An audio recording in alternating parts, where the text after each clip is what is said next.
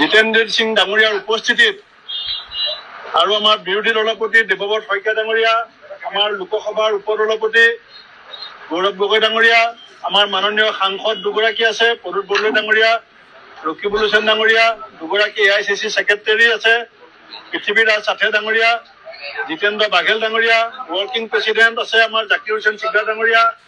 আমি এইসকলৰ উপস্থিতিত আজি আমাৰ দলত আমাৰ এই পুৰণা সতীৰ্থ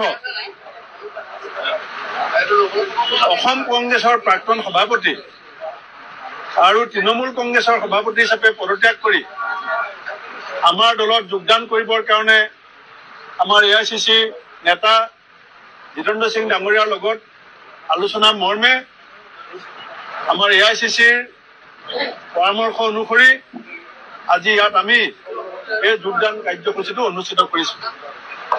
আৰু গোটেই অসমৰ নতুন প্ৰজন্মৰ কাৰণে এটা ভাল খবৰ যে অসমৰ গুৱাহাটী বিশ্ববিদ্যালয়ৰ সাধাৰণ সম্পাদিকা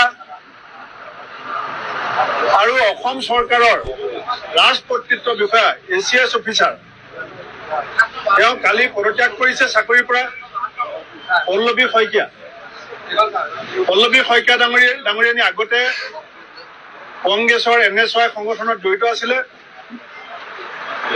এতিয়া NSY পৰা গৈ তেওঁ চাকৰি কৰিলে, APSC পালে আৰু এতিয়া APSC চাকৰি ৰিজাইন দি কংগ্ৰেছ দলৰ আজি যোগদান কৰি দেশৰ স্বাৰ্থত কাম কৰিবলৈ আগবাঢ়িছে।